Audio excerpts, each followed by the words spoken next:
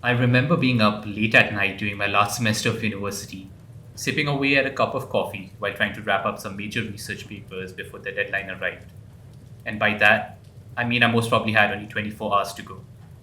The caffeine in my system couldn't fight this battle alone. When the caffeine wore off, and more often than not, it wore off within an hour, thanks to my awful caffeine tolerance. The only thing that kept me in cruise control was a video that I kept on. It was of a fictional library, the kind you can envision in any fantasy setting of your choosing. The audio was nothing more than the sound of people flipping through pages and whispering quietly as rain tapped against the windows. I mostly kept the tab of this YouTube video open in front of me, which was enough to convince my mind that I was being productive. It wasn't just the background noise, but also the artwork in the video that made the atmosphere more convincing. I imagine there's a huge population of students like myself that'll be forever indebted to the creator of the video, Guild of Ambience, for pushing us through those insane all-nighters. When I look back at that time now, I believe I was just finding ways to cope with the reality of living alone. I've always enjoyed my own company, but the wave of loneliness can even get to the best of us. Perhaps even the most introverted of us at some point crave a sense of belonging. Being in your own space, yet knowing the world around you is still alive, creates that illusion that you're part of something bigger. The world continues to move on. And it's in that realization you find a sense of comfort. Ambience plays a similar role in shaping our imagination when it comes to video games, something we as players often take for granted.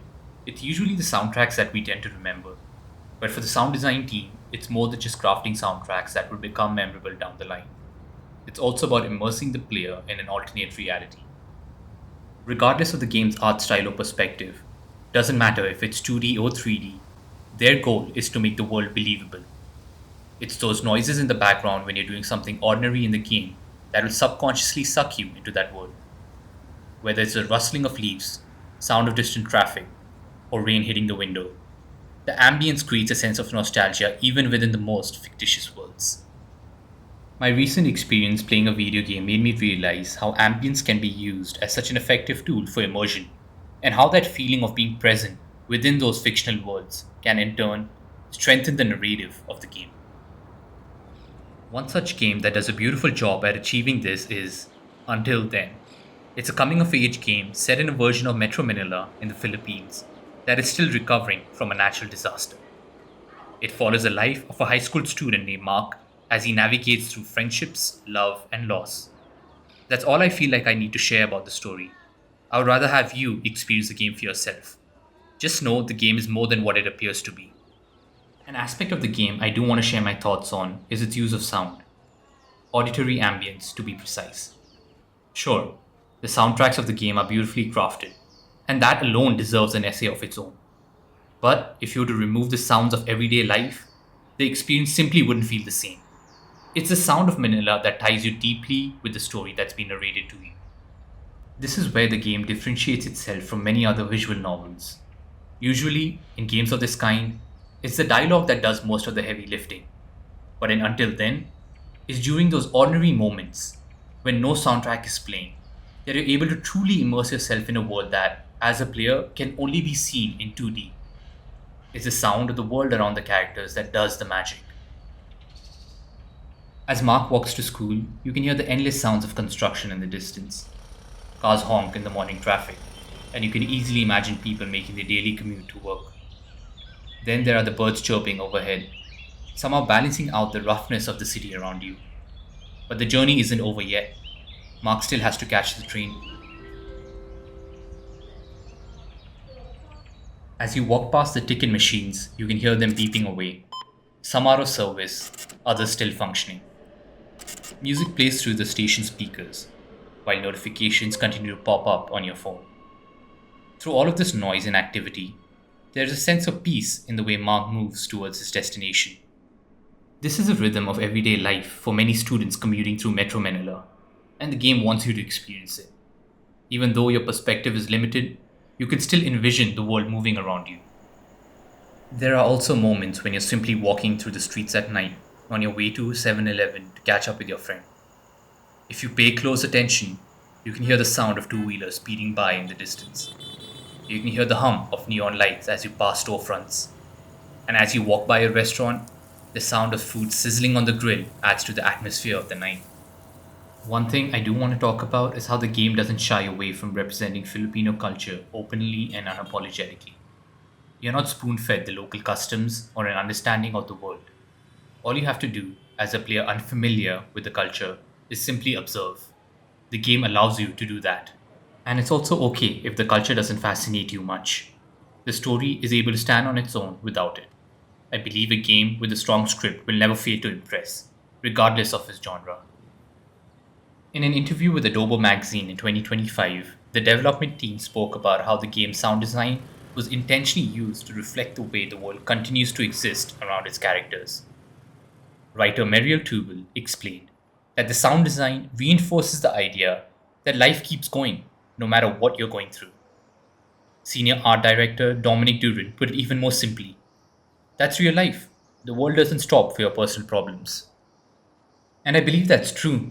The sounds of the world aren't just there to fill the silence, they serve as a reminder that life continues to carry on, for you and for everyone around you. That doesn't mean what happens to you personally doesn't matter. It simply means that the world doesn't stop and wait for you. Life goes on, and so do the people living in it. No one is really the main character. Another game that puts auditory ambience to great use is Despelote, a game I've spoken about before. It's a game about growing up in Ecuador, and much of its authenticity comes from its soundscape. Both Until Then and Despelote make use of similar environments. One example is the school setting. In Despelote, you can hear students chatting in the background as they enjoy their recess, their voices echoing through the corridors while you stare out of a classroom window at the park below. It's a feeling that Until Then captures as well. As a player, you can almost imagine the countless conversations taking place around you. I still remember how much I cherished those 15 to 20-minute lunch breaks in school, often returning to class drenched in sweat after playing football or basketball. Regardless of what was happening around me, there was always a constant stream of noise. Conversations between friends, laughter from across the playground, the sound of a ball being kicked around, and teachers trying to bring some order to the chaos. And for me, it was in those moments that I truly felt part of a collective, almost like a safety net. That even though a dreaded math class was coming up next, and I hadn't studied nearly enough for the test, at least I wasn't going through it alone. When the noise settled down and everyone returned to their seats, we were all in it together. Until Then was able to capture those quiet moments really well too. Like when you arrive at school early in the morning, before everyone else, the world is still waking up around you. You can hear the distant traffic, the rustling of leaves, and the hum of an old electric fan spinning overhead. It's calm before the storm. It's only a matter of time before that same classroom is filled with the chatter of your classmates. Capturing an atmosphere like that is an art in itself, not one built on loud explosions, booming speakers, or sounds demanding your attention, but on the quieter details that most people take for granted. The sounds that linger in the background, softly and constantly, becoming part of core memories that you'll get to relive on a random day many years later. I tried looking into whether the Until Then team recorded their own ambient sounds or sourced them externally, but I wasn't able to find much information on the subject. Regardless, the team did a wonderful job going the extra mile to immerse players in the world of Metro Manila. I also want to commend the sound team behind Despelote, who went to great lengths to record as much as they could from Quito itself. From street conversations to neighborhood ambience, there's a reason that world feels so authentic. You can hear it in the sounds that surround you. The city doesn't feel recreated, it feels remembered. Considering we live in an age where AI has increasingly found its way into the creative industry, it's heartening to see people who still care deeply about their craft and are willing to go the extra mile when a shortcut could easily save them time and money, especially on an indie budget. Art made by real people will always stand out. Both of these games are great examples of how ordinary sound can be used as an effective storytelling tool, especially considering they are both showcasing the culture of their respective countries. Despite having very different art styles, they both understand the impact ambience can have on a player's experience.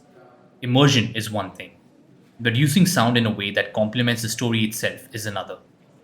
It's in those ordinary moments that these characters undergo their own transformations, and the ambience helps ground those moments in something that feels real. The environment matters. The places these characters inhabit matter. And sometimes the sounds we barely notice are the very things that make a fictional world feel alive.